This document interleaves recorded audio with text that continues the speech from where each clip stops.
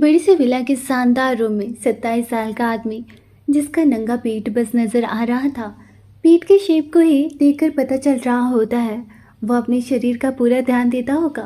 वहीं खूबसूरत सी लड़की उसके नीचे थी और तभी उसका फ़ोन बजने लगता है। तो हाथ में चढ़कर लड़की से दूर हो अपने फ़ोन को उठा अपने कान से लगा लेता है और अपने गुस्से से भरी कठोर आवाज़ में सवाल करता है, क्या हुआ? तभी हल्के हल्के हवा से खिड़की में लगा पर्दा हिल रहा था और चांद की रोशनी आदमी के अट्रैक्टिव चेहरे पर पड़ रहा होता है। चांद की तरह सफ़ेद और ठंडा चेहरा, नीली आंखें, बिखरे काले बाल, अट्रैक्टिव होंठ। दिखने में वो बहुत हैंडसम था। एक बार कोई उसे देख ले तो उसके प्यार में कोई भी पड़ जाए। वही आदमी फ़ोन में बात कर रहे इंसान का बात सुन इरिटेट हो अपनी कॉल को कट कर सामने के टेबल पर रखे सिगरेट के बॉक्स को उठा, सिगार जला उसकी कश लेने लगता है। ये देख लड़की उसके कमर पर जा बैठ कहती है, आदित्य, तुम इतने गुस्से में क्यों आ गए हो? कुछ हुआ है क्या? इस सवाल को सुन आदित्य गुस्से में कहता है, जिस काम के लिए तुम्हें मैं पैसे देता हूँ उस पर बस फोकस करो। इस बात को सुन वो खामोश हो जाती है।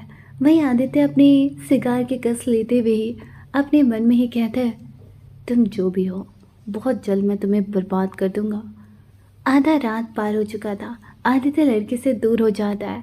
आदित्य के अंदर का दिल काम करना ही बंद कर दिया था, इसलिए उसे किसी के फीलिंग से कोई फ़र्क नहीं पड़ता था। कोई उसके सामने रो रहा हो या मर ही क्यों ना जाए, आदित्य को कोई फ़र्क नहीं पड़ता था। आदित्य फिर बेड से नीचे उतर अपने कपड़े पहनते हुए अपने कठोर आवाज़ में कहता है, मेडिसिन लेना मत भूलना, मैं प्रेगनेंसी जैसी मुसीबत को झेलने नहीं चाहता। इस बात को सुन लड़की कहती है, मुझे पता है, मैं ले लूँगी। इस बात को सुन आदित्य कपड़े पहन जाने को था, पर वो लड़की के पास जा उसके चेहरे पर अपने हाथ रख उसके माथे को किस कर कहता है, अपनी पोजीशन को तुम याद रखोगी तो मैं तुम्हें बिल्कुल पेन नहीं दूंगा बेबी, और अपनी इस जुबान को मेरे सामने बंद रखो। अपनी बात को कहने के बाद वो जाने लगता है। वही लड़की आदित्य को बस जाता हुआ देखे जा रही थी और अपने मन में कहती है, क्यों तुम आखिर में इतना सॉफ्ट एक्ट करते हो कि मैं बार बार अपनी पोजीशन भूल जाती हूँ और चाहती हूँ तुम मुझसे प्यार करो।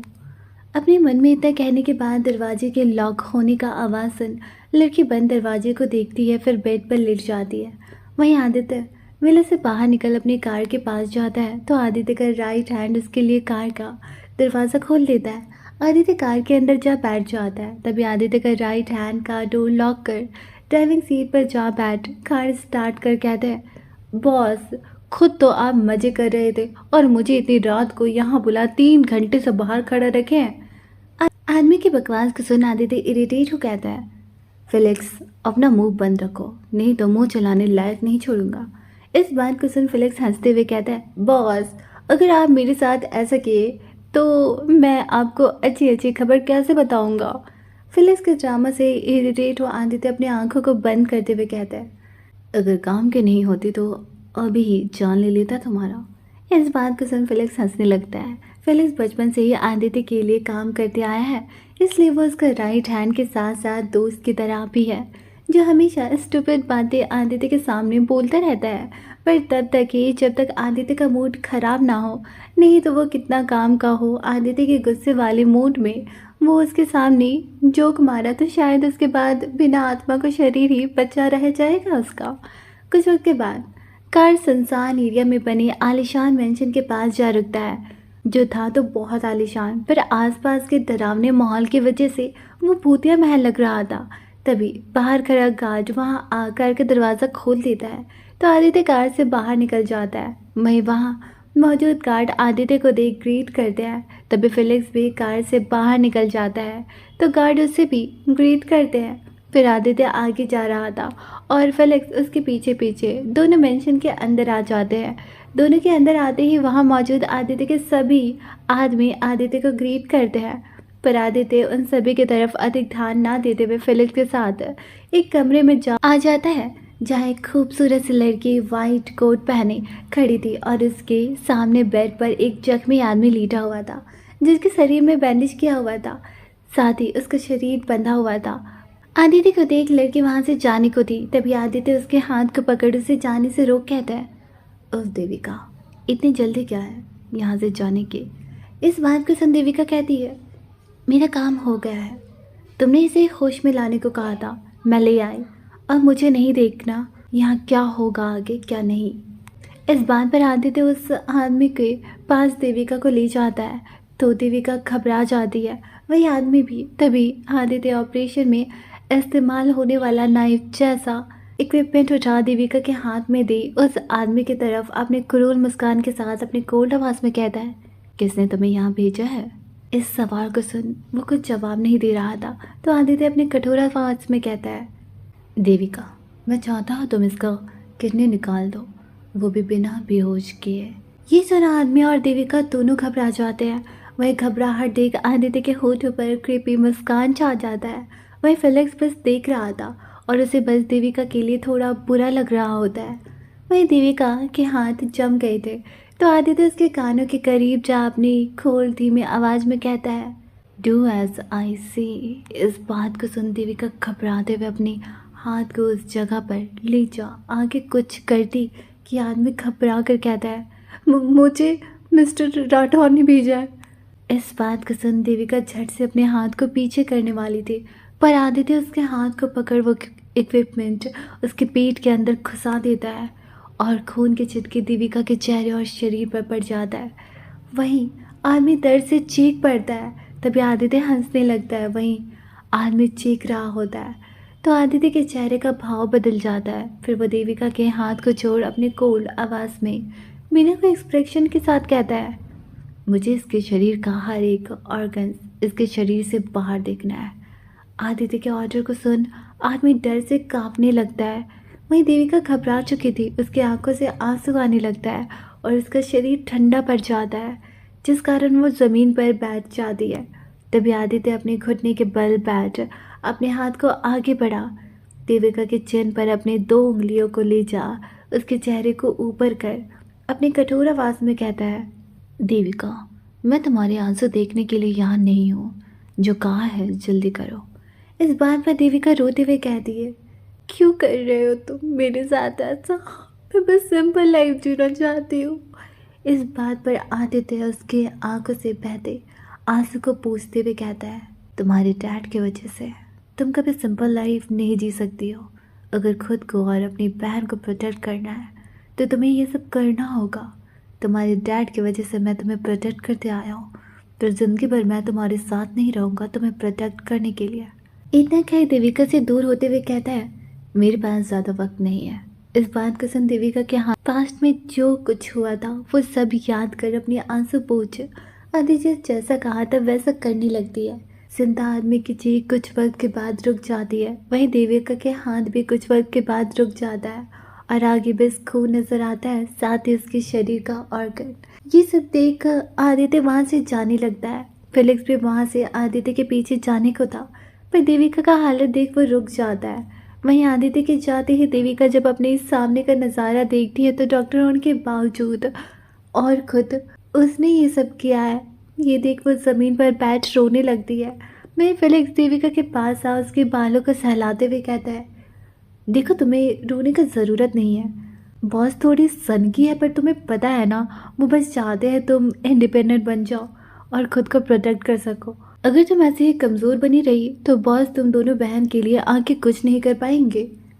इस बात को सुन देविका फेलिक्स के गले से लग जाती है और बस रोई जा रही थी। तभी फेलिक्स उसे संभालते हुए खड़ा कर अपने साथ ले जाने लगता है और बाहर आने के बाद बाहर मौजूद आदमियों से अंदर सब कुछ साफ करने का ऑर्डर दे देता है। कुछ वक्त के बाद आदित्य इस मेंशन के आलीशान कमरे के अंदर जाता है जहाँ बस ब्लैक, ग्रे एंड वाइट से पूरा रूम डेकोरेट किया गया था और वहाँ का हर एक सामान एंटीक था। आदित्य रूम के अंदर जा अपने कपड़े पर लगे ब्लड को देखा तो अपने शरीर से कपड़े निकाल बाथरूम जा शावर लेता है। फिर अपने सिर पर तौलिया ले रब करते हुए रूम में आता है और अपने फ़ोन को उठा देखता है। फ़ोन में सेक्रेटरी का मैसेज था, सर ऑर्फनेज को बस गिरवी रखा गया है, जब तक डेट नहीं आ जाता लैंडलॉर्ड उसे सेल नहीं कर सकता है। मैसेज पढ़ने के बाद आदित्य उसे रिप्लाई करता है, आई डोंट केयर, मुझे किसी भी हाल में कल तक वो चाहिए। जितने पैसे उसे चाहिए हो उसे दे दो और कल के कल मुझे अच्छी न्यूज़ सुनाओ। इतना कहने के बाद वो अपनी फ़ोन को साइड कर हेयर ड्रायर से अपने बाल सुखाने के बाद वो बेड पर जा लेट जाता है और धीरे धीरे ये रात बीतने लगता है। सुबह का वक्त हो चुका था। देविका किचन में कॉफ़ी बना आदित्य के रूम की तरफ बढ़ जाती है। इस मेंशन में कोई सर्वर नहीं थे। यहाँ बस आदित्य के वो लोग रहते थे जो अंडरवर्ल्ड की दुनिया से जुड़े हो और उसके इल्लीगल कामों में उसके साथ हो। देविका आदित्य के रूम के पास आ जो नॉक करती है तो आदित्य जा रूम का दरवाज़ा खोल देता है। देविका के हाथों में कॉफ़ी का कप देख आदित्य दरवाजे से देख कप ले हल्के से मुस्कान के साथ कहता है, डॉक्टर साहिबा कॉफ़ी के लिए थैंक यू। इस बात को सुन देविका आदित्य को घूर कर देखती है, फिर कहती है, तुम हार्टलेस मॉन्स्टर हो। ये सुन आदित्य मुस्कुरा कर कहता है, उफ, तुम जब मेरी ऐसी तारीफ़ करती हो तो बहुत सुकून मिलता है।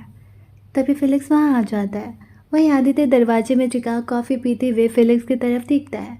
वहीं देविका आदित्य को घूर कर देख अपने दांत पीसते हुए कहती है, अब और कोई काम नहीं है तो मैं जा रही हूँ।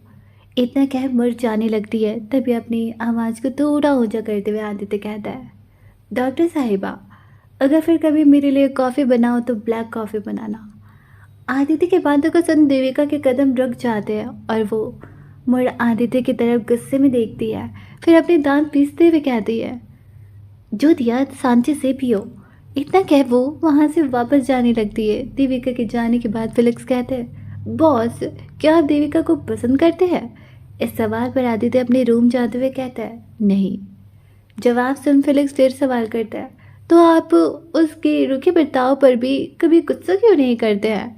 फिलिक्स के सवाल को सुन एक गहरी सांस भरते हुए आदित्य कहता है, बस देविका के डैड की वजह से। बाकी वो मेरे काम की है। मुझे पता है वो मेरे अगेंस्ट कभी नहीं जाएगी, चाहे मैं उसे कुछ भी करने क्यों ना कह दूँ। फिलिक्स को इतना पता था वो और देविका तब से एक दूसरे को जानते हैं जब से दोनों का जन्म हुआ था। फिर दोनों का क्या कैसा बॉन्डिंग है फिलिक्स को नहीं पता था, क्योंकि फिलिक्स आदित्य के साथ तब से काम करना शुरू किया है जब वो 13 साल का था और आदित्य ने उसे आखिर रूम में बिकने से बचाया था। और तब आदित्य कभी कभारी देविका के डैड से मिलने जाया करता था और उस वक्त देविका बोर्डिंग स्कूल जा चुकी थी। तभी आदित्य अपने कोल्ड आवाज़ में सवाल करता है, तुम यहाँ आए क्यों थे? इस सवाल को सुन फिलिक्स झट से कहता है, बॉस आपका फ़ोन ऑफ है क्या? इस सवाल को सुन आदित्य जो अपने फ़ोन को देखता है। आदित्य कल मैसेज करने के बाद ध्यान नहीं दिया था कि उसके फ़ोन में चार्ज है कि नहीं। तभी आदित्य अपने फ़ोन को चार्ज में लगा कहता है, बस यही बताने आए थे। इस बात पर फिलिक्स झट से कहता है, नहीं बॉस, वो वैभव सर आपको कॉल कर रहे थे। आपका कॉल नहीं लगा तो उन्होंने मुझे टेक्स्ट किया था। इतना क्या वो मैसेज दिखा देता है तो आदित्य मैसेज पढ़ कहता है, वो इंडिया आ रहा है। वहीं दूसरी तरफ लैंडलॉर्ड ऑर्फनेज सेल करने के लिए मान गया था, पर इसके बदले उसने ऑर्फनेज का 4 गुना अधिक पैसा लिया था। 11 बज चुके थे। आदित्य कंपनी ना जा एयरपोर्ट की तरफ निकल जाता है। वहीं ऑर्फनेज में खाली करने का नोटिस भेज दिया जाता है। ऑर्फनेज की मैडम जब नोटिस पढ़ती है तो उसके चेहरे का रंग उड़ जाता है। तभी एक मासूम प्यारा सा लड़का जो अभी 18 साल का था और कॉलेज के फर्स्ट ईयर में पढ़ाई कर रहा होता है, वो ऑर्फनेज के मैडम के कैबिन के खुले दरवाजे के पास आ नॉक करता है कि तभी उसे मैडम की आंखों से बहता आंसू दिखता है। तो वो भागकर मैडम के पास जा अपनी घबराई आवाज़ में, क्या हुआ मैडम, आप रो क्यों रहे हैं? इस सवाल को सुन मैडम नोटिस उस लड़के की तरफ बढ़ाते हुए कहती है, जय सब खत्म हो गया है, अब मैं क्या करूं? तभी जय उस नोटिस को पढ़ते हुए कहता है, क्या ऐसा कैसे हो सकता है? अभी तो वक्त था ना हमारे पास। यहाँ जय ये सब बातें ऑर्फनेज के मैडम से कर रहा होता है। वहीं दूसरी तरफ आदित्य एयरपोर्ट पहुंच जाता है। तभी एक लग्जरी कार से एक हैंडसम सा लड़का कार से बाहर निकल आदित्य के कार के पास आ रहा होता है। वहीं फिलिक्स कार का दरवाज़ा खोल देता है तो आदित्य कार से बाहर निकल आ रहे आदमी की तरफ देखते हुए अपने आंखों में लगे चश्मे को खोलते हुए कहता है, रियांश तुम, मुझे नहीं लगा था तुम आओगे। इस बात के सुन रियांश, जिसका पूरा नाम रियांश ब्रॉय था और वो देखने में बहुत चार्मिंग था। ग्रीन हिप्नोटाइज कर देने वाली आंखें, गोरा रंग, काली परफेक्ट शेड किए बाल और फिगर बिल्कुल परफेक्ट। अदिति की बातों को सुन हल्के से मुस्कान के साथ रियांश कहता है, तुम्हारा यही प्रॉब्लम है आदि, तुम्हें लगता बहुत है। दोनों दोस्त तो बहुत अच्छे थे, पर बात बात पर दोनों का बहस जारी रहता था। तभी अपनी प्राइवेट जेट से बाहर आ रहा वैभव देशमुख, जिसके आंखों में चश्मा लगा था और वो जिस एटीट्यूड के साथ चलकर उन दोनों के पास आ रहा था, उसे देख ऐसा लग रहा था मानो सारे टॉप एक्टर वैभव के सामने फेल हो। वो उन दोनों के पास सा अपनी आंखों से चश्मा हटा देता है। वैभव की ग्रे आंखें बहुत अट्रैक्टिव थी, साथ ही उसके होठों पर जगा फ्लैटी मुस्कान किसी को भी अपनी तरफ अट्रैक्टिव कर सकता था। वो अपनी दोनों दोस्तों को देख कहता है, अब तुम दोनों ये मत कहना कि तुम दोनों फिर बहस कर रहे थे। इस बात पर यांश कहता है, ऐसा कुछ नहीं है, हम बस तुम्हारे आने का वेट कर रहे थे, चले। इस पर वैभव अपनी वही मुस्कान के साथ कहता है, हाँ, अब मैं इतने वक्त के बाद आया हूँ तो हम लोगों को एंजॉय करना चाहिए। इस बात पर आदित्य कहता है, वैभव, मैं पहले ही सब सेट कर दिया हूँ। वहीं ये सब सुन रियांश कहता है, ओके, तुम दोनों जाकर एंजॉय करो, मैं चलता हूँ। इतना क्या वो जाने को था, तभी वैभव उसके हाथ को पकड़ कहता है, ओह प्लीज़ तुम। और इतना क्या वो खामोश हो जाता है। वहीं आदित्य का चेहरा थोड़ा डार्क हो जाता है और रियांश आदित्य की तरफ देखने लगता है। फिर रियांश कहता है, ओके, पर वहाँ कोई लड़की नहीं होनी चाहिए। इस बात पर आदित्य कहता है, यही हाल रहा तो तुम वर्जिन ही मरोगे। आदित्य की बातों को सुन वैभव हंसते हुए कहता है, भाई एक बार तो अपना टेस्ट बता दे, मैं कहीं से भी उसे ढूंढ कर ले आऊँगा ताकि मेरा भाई तो वर्जिन ना मरे। दोनों की बकवास से भरी बातें सुन रियांश इरिटेट हो कहता है, तुम दोनों का कुछ नहीं हो सकता है, अब चलो भी। इस बात पर दोनों हंसने लगते हैं। फिर तीनों एक ही कार में बैठ वहाँ से निकल जाते हैं। कार में वैभव जब फिलिक्स को देखता है तो कहता है, ओह फिलिक्स, तुम तो रियांश की तरह वर्जिन रहने का शपथ नहीं लिए हो ना। इस सवाल को सुन वो सिली सा मुस्कान दे कहता है, मेरे बॉस मुझे इतना टाइम ही नहीं देते कि मैं थोड़ा एंजॉय कर सकूं। इस बात पर वैभव कहता है, क्यों बेचारे बच्चे से इतना काम करवाते हो आदि। इस बात पर आदित्य कहता है, ओह मुझे नहीं पता था फिलिक्स कि मैं तुमसे इतना काम करवाता हूँ कि तुम 3 दिन पहले ही रेडिएशन होटल के 102 रूम नंबर में बस मेरे लिए काम करने गए थे। डिटेल के साथ ताने से भरी बातें सुन फिलिक्स बस सिले सा मुस्कान मुस्कुरा देता है। यही सब बातों के साथ कार आदित्य के फार्म हाउस के पास जा रुक जाता है। फिर चारों कार से बाहर निकल जाते हैं। फिर चारों फार्म हाउस के अंदर चले जाते हैं। अंदर आने के बाद आदित्य, वैभव, रियांश तीनों सोफे पर जा बैठ जाते हैं। वहीं फिलिक्स खड़ा रहता है तो वैभव कहता है, बैठ जाओ फिलिक्स, मेरे आने की खुशी में आज तुम भी एंजॉय करो। ये सन फिलिक्स जा बैठ जाता है। फिर सभी के लिए ड्रिंक बनाने लगता है। तभी वैभव का फ़ोन बजने लगता है।